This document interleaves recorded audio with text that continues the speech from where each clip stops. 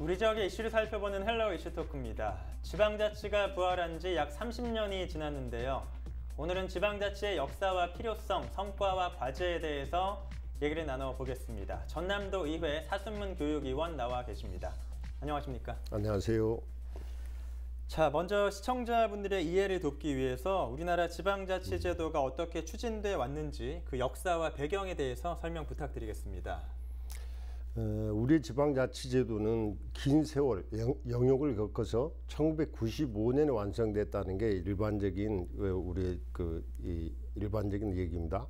그래서 1995년 9월에 비로소 완성된 자치제도를 도입 시행함으로써 지방자치 원년으로부터 4반세기가 경과된 시점에서 지방자치를 다시 한번 돌아볼 수 있는 것은 굉장히 의미 있는 일이라고 생각합니다. 그 이전의 지방자치를 살펴보면 우리 해방이 되고 임시정부가 수립되면서 1950년에 처음으로 지방자치를 시도를 하게 됩니다만 실질적으로는 한국전쟁 중에 1952년 이승만 정권 하에서 지방의회 선거를 치르게 됩니다. 지방의회 선거는 당시 정치적으로 보면 상당히 정권을 유지하기 위한 수단으로 이렇게 됐는데 네. 이 당시에는 이승만 정권이 국회에서 간접 대통령 선거를 간접 선거로 치르던 시절이었습니다. 국회에서 지지 세력이 약한 이승만 정권은 이제 대통령을 직선제로 바꾸기 위한 그런 필요성에서 그 전 단계로 지방자치단체, 지방의원의 선거를 치르게 됩니다. 그래서 그리고 이제 1960년 12월 장면 정권 하에서는 그래도 비교적 형식을 갖춘 자치 형식이 도입이 됐는데 1961년 5.16 군사 쿠데타로 인해서 몇 개월 되지 못해서 해산되고 말게 됩니다. 이런 1995년 이전의 지방자치제도는 대체로 정권을 유지하거나 군사 독재, 그러니까 이 자기 정통성 부재에 대한 위기를 탈피하기 위한 하나의 수단으로서 지방자치가 이루어졌고, 네. 그래서 실질적인 지방자치는 이 5공화국에 들어서서 헌법에 지방자치제도를 보장을 했습니다마는 그럼에도 불구하고 재정적인 문제, 안보적인 문제 이런 이유로 계속 연기되어서 30년간 연기되어 왔습니다. 이 30년간 연기된 이 제도가 이제 6.29 선언이라는 민주화 과정 속에서 1991년 최초로 지방의회 의원을 구성하게 되고 당시는 지방자치단체장의 선거가 없었습니다. 그리고 완성된 지방자치단체장까지 선거가 이루어진 것은 1995년 우리가 원년으로 하는 그때부터 지금까지 25년 4반세기가 지났다고 보면 되겠습니다. 네. 1995년에 완성됐다는 의견이 일반적이고 그때까지 이제 과정에 대해서 설명을 해주셨는데, 근데 지방자치가 과연 필요할까? 이런 좀 의문의 목소리도 있는 게 사실이거든요. 이런 부분은 어떻게 보십니까? 지금도 현장에서 적지 않은 주민들로부터 그 지방자치에 대한 우려의 목소리, 심지어는 지방의 무용론에 대한 얘기가 나오고 있습니다. 많이 듣고 사는데 그때마다 저는 이렇게 반문합니다. 굽신거리면서 과거 민원 해결을 위해서 그렇게 굽신거리던 그 시절, 과거의 시절로 돌아가고 싶은지 하고 여쭤보면 답을 못하는 경우가 많습니다. 적어도 이제는 지방자치 실시 이후로 당당하게 자신의 권리를 주장할 수 있는 그런 세상을 구현할 수 있었다는 데 의의가 있다고 볼 수 있고, 구더기가 무섭다고 해서 장독을 깰 수는 없을 것입니다. 적어도 지방자치의 여러 가지 문제점들을 보완해 나가면서 지방자치를 강화해 나갈 수밖에 없는데요. 대체로 이런 불신의 배경은 단체장의 제왕적 리더십, 또 무능, 부정부패, 지방의회의 무능, 그리고 또 제도 자체가 갖고 있는 그 위험 요인들이 현지화됨으로써 생기는 그런 데서 비롯된 거라고 봅니다. 네. 그래서 이제 그 시대적 흐름도 이제는 지방자치가 강화되고 더 계속 유지 발전되어 간다는데 그 시대적 흐름과 맞아떨어지는 것이 아닌가 하는 생각을 하고요. 세계화와 IT 혁명, 기술 혁명이 발달됨으로 인해서 이제 지방이나 지역이 국가를 거치지 않고도 세계의 중심에 설 수 있는 그런 환경이 조성되고 있습니다. 그래서 이제 21세기는 지방이 국가 경쟁력의 시대고 지방의 경쟁력이 곧 국가 경쟁력의 시대다. 즉 대한민국의 새로운 가능성은 지방의 도전적인 발성에서 비롯될 것이다 하는 예상들을 하고 있습니다. 또 다양성과 창의성을 존중하는 민주화된 지금 지식 정보 사회에서는 정책 결정의 과정도 과거의 정보 주도의 관료적 정책 모델에서 벗어나서 다수의 정책 이해 당사자가 참가하는 개방적인 거버넌스 모델의 전환이 불가피하다 할 것입니다. 그럼에도 불구하고 성년을 훌쩍 넘어선 우리 지방자치는 여전히 중앙이 주도하고 있는 실정이라 할 것입니다. 멀쩡한 보도블록을 교체하기도 하고 또 당장 급하지도 않은 복지시설 등이 건축되고 있는 그런 현실들이 문제로 지적되고 있습니다. 그래서 지역의 특성을 고려하고 지역의 경제 발전을 위하고 주민의 삶의 제고를 위한 지역의 특성을 반영하는 지방이 스스로 자신의 문제를 책임지고 해결할 수 있는 지방자치를 강화해 나갈 필요가 있다고 봅니다. 네. 그러니까 이렇게 말씀을 들어보니까 그래도 일부는 이렇게 지역 주민들의 불신이 있는 것 같거든요. 그것이 네. 분명히 지역 자치 행정에 영향을 미칠 것 같은데 어떤 영향을 미치는지 궁금하고요. 또 해결책은 어떤 걸 꼽을 수 있을까요?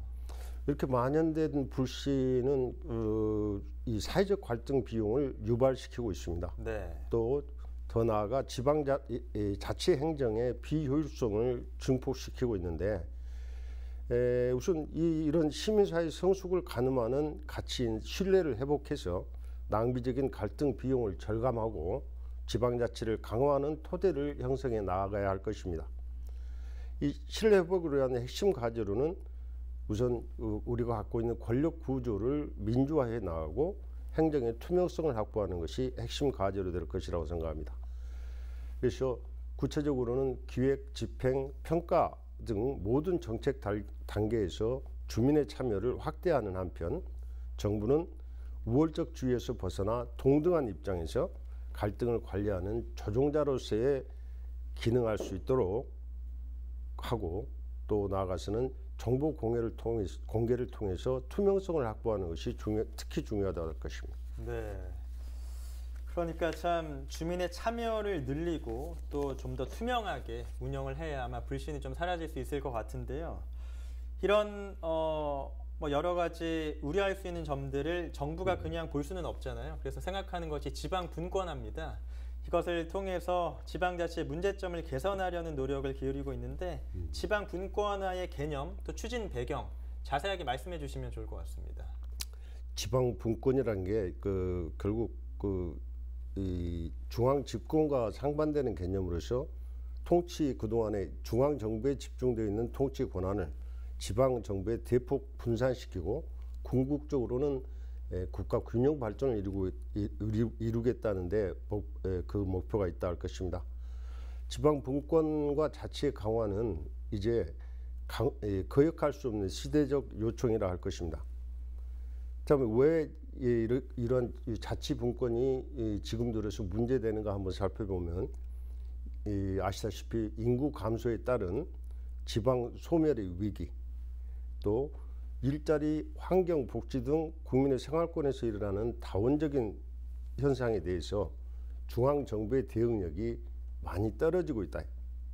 그리고 인구 자본 교육이 수도권 내지는 또 중앙에 지나치게 중앙 정부에 집중되고 있는 현상, 이것이 가속화되고 있다는 점에서 지방 분권의 대책이 필요한 시점이라고 할 것입니다. 또 지역 브랜드 가치 창출을 통해서 우리 경제 신성장 동력을 마련한다는 데도 큰 의미가 있다 할 것입니다. 자치분권의 세부 내용은 대체로 자치분권이 무엇을 하겠다는 것인가 하는 것을 살펴보면 우선 이 근본적으로는 수도권과 중앙정부에 집중된 권한을 지방에 이양하는 것. 두 번째는 이 지방자치권을 강화하는 것인데 입법권, 행정권, 재정권, 또 복지권 이런 그 지방자치권의 4대의 권리를 강화시켜 나가는 것이 필요합니다. 그 중에서 특히 지방의 재정권은 가장 핵심적인 권리라 할 수 있겠습니다. 지방의 재정권이 지금 현재는 그 국세와 지방세의 비율이 그 재원의 비율들이 현재는 8대2 중앙에 지나치게 집중되어 있습니다. 이거를 4대6 그러니까 중앙이 4, 지방이 6이 될 수 있고 이 재정의 독립을 가져올 수 있는 것이 지방자치가 굉장히 중요한 의미를 갖고 있다고 생각이 되고 또 지방자치단체의 역량을 제고해 나가고 지방의회의 권한과 전문성을 강화하는 것이 필요합니다. 그래서 자치단체가 자치조직권을 가질 수 있도록 지금 현재로는 주요 보직 내지는 인사권이 거의 중앙정부에 예속되고 있다는 그런 문제점들을 보완해 나가야 할 필요성이 있고요. 풀뿌리 주민자치 중요하죠. 그래서 이 주민들이 과연 주민이 되기 위한 그런 주민의 권리들을 강화시켜 나가는데 예를 들어서 우리가 지금 현행 법이 보장하고 있는 주민투표 또 주민소환제 이런 것들에 대한 기준을 완화시켜서 좀 더 주민에게 책임지는 지방 시스템, 자치 시스템을 만들겠다. 또 주민의 참여 예산을 처음부터 이 예산을 심의하는 과정 속에서부터 시작해서 전 단계에서 주민의 참여를 확대해 나가는 범위를 확대해 나가는 노력도 필요하고 주민 스스로 원하는 세상 또 조례를 이렇게 만들어내고 폐지시키는 권리를 주민에게 줄 수 있는 그런 권한들을 확대 강화해 나가는 것이 필요하고요. 한 가지는 지금 현재로는 정부 부처의 그 장관들이 참여해서 구성된 국무회의 이런 거를 시도지사들이 같이 이 대통령과 참여해서 국무회의를 열 수 있는 그런 것들이 지금 현재 자치분권의 내용으로 추진되고 있습니다. 네. 지금 말씀하신 내용 중에 제가 추가적으로 질문을 좀 드리면 지방의 권리 중에 재정권이 가장 중요하다고 말씀하셨잖아요. 그러면 재정권을 강화하기 위해서 좀 어떤 노력이 필요할까요? 말씀드린 대로 이제 그 재정의 이 독립성을 갖추지 못한 지방자치단체들이 많이 있습니다. 네. 그래서 이제 대체로 그걸 국가에 의존을 하고 있는 그런 현실인데 그래서 또 역으로 생각하면 국가 예산이 8대2 지금 현상이 되고 있습니다. 네. 그래서 재정의 독립이라는 것은 결국은 지방자치단체가 원하는 특별한 그 예산들, 지방자치의 특성에 맞는 예산을 제대로 쓸 수 있게 하기 위해서는 지방자치 스스로 쓸 수 있는 예산들을 많이 확보해 나가야 된다. 네. 그래서 지금 가장 중요한 그런 이슈는 재원의 비율을 국세, 지방세를 역전시키는 그런 노력들이 굉장히 중요하다 생각합니다. 예, 알겠습니다. 자, 갈등에 대해서 얘기를 좀 더 해보자면 최근에는 지방정부와 지방의회 간, 또 지방정부와 주민 간, 심지어 주민과 주민 간의 갈등도 찾아볼 수가 있거든요. 이런 갈등들이 왜 생기는지 일단 이유가 좀 궁금하고요. 또 해결책이 있다면 추가로 말씀을 부탁드리겠습니다. 우리 흔히 그 풀뿌리 민주주의 또는 민주주의 교육장이라고 이렇게 일컫는 지방자치에서는 이렇게 다양한 네트워크 상호 간의 대립과 갈등은 거의 필수라 할 것입니다. 네. 예. 근데 문제는 지방자치 성공의 관건이 결국 이 갈등을 어떻게 관리해 나갈 수 있느냐 하는 거기에 지방자치 성공 여부가 달려 있다고 할 수 있을 겁니다. 갈등이 결코 나쁜 것만은 아닙니다. 갈등은 더 나은 결론을 얻기 위한 과정이기도 하고 민주주의 함양의 기초 토양이 된다는 점에서 그런 기능들을 갖고 있다는 점에서 갈등의 긍정적 효과를 더 높이는 그런 노력들이 필요하다는 것인데요. 네. 지금 문제는 싸우기만 하고 타협의 결론을 얻어내지 못한 채 파경에까지 이르는 경우들이 많이 보입니다. 우리의 수준이 그 좀 민족 소양이 좀 낮은 그런 차원에서 또 소통의 기술이 좀 부족한 그런 측면에서 타협의 경험들이 태부적인 실정입니다. 네. 그래서 또한 이 민주화되면서 권한이 각자 확대되고 그 네트워크 상호 간에는 주어진 권한을 확대 해석해 나가면서 어떻게 보면 을은 없고 갑만 있는 갑을 관계 우리가 얘기를 하지만 모두가 갑인 그런 상황 속에서 일어나는 갈등들 그런 갈등들은 해소하기도 좀 어려운 그런 측면이 없지 않습니다만은 그 유형별로 살펴보면 지방 정부와 의회 간의 갈등 또 지방 정부와 주민 간의 갈등들은 대체로 단체장의 그 제왕적 리더십 또 소통의 부재에서 오는 그런 원인들이 큽니다. 네. 결국 이런 제왕적 리더십도 결국 무능에서 비롯된 것이고 결국 우월감과 열등감은 그 동전의 양면이고 한 몸이라고 할 수 있는 것이기 때문에 이런 문제에 좀 유의해서 단체장 스스로가 좀 더 민주화된 그런 리더십을 가질 수 있도록 노력해야 된다는 측면이 있고요. 의회 내부의 갈등은 이렇습니다. 흔히 우리가 국회를 싸우지 않는 국회로 하겠다. 싸우는 국회는 동물국회다 이렇게 얘기를 합니다. 네. 그럼 싸우지 않는 국회는 식물국회라고 할 수 있지 않겠습니까? 그럼 동물국회건 식물국회건 그건 무능한 국회라고 생각합니다. 결국은 의회는 견제와 균형을 맞추기 위한 여러 가지 정부의 일들을 견제해내는 기능을 하기 위해서는 싸우는 일은 불가피하고 결국은 잘 싸우는 일들이 중요하다고 생각합니다.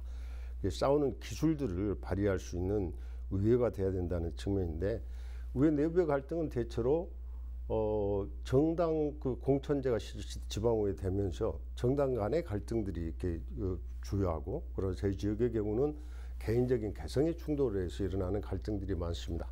근데 이 정당 간의 이해 충돌은 정당 공천제에서 오는데 적어도 저 개인적인 생각은 기초 지방자치단체 의회에서는 많은 정당 공천이 배제돼야 된다고 생각합니다.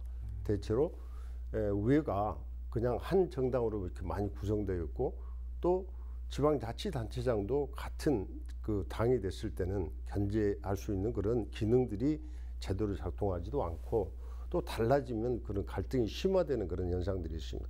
적어도 기초지방의회에서만은 정당 공천제가 폐지돼야 된다. 그거는 이제 앞으로 국회의원님들께서 법률적인 검토가 돼야 된다 생각을 하게 되고요.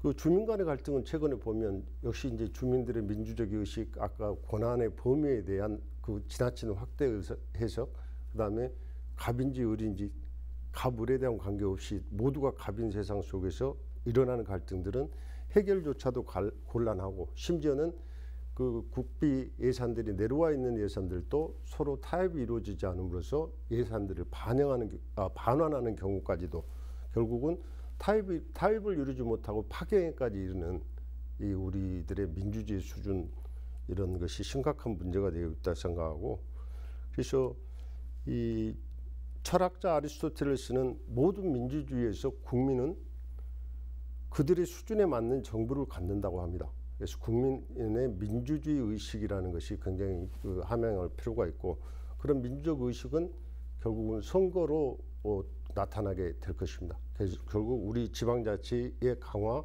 지방자치를 개선하는 그런 일들은 또 그 한 축을 선거가 굉장히 중요한 역할을 하고 있다라는 말씀을 드릴 수 있고 그래서 뭐 엊그제 추석에 나훈아 씨의 이렇게 쇼가 있었습니다만 그 나훈아 씨에게 좀 기억이 납니다. 국민이 깨어나 있으면 거짓 정치인이 생기지 않을 것이다 하는 말씀과 이 에이브러함 링컨은 투표가 총알보다 강하다 이렇게 얘기를 합니다.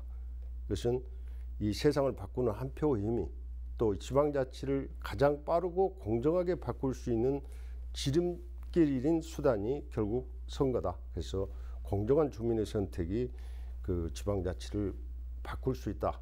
그래서 공정한 표심들을 갖추어 나가는 것들이 무엇보다 또 중요하겠다.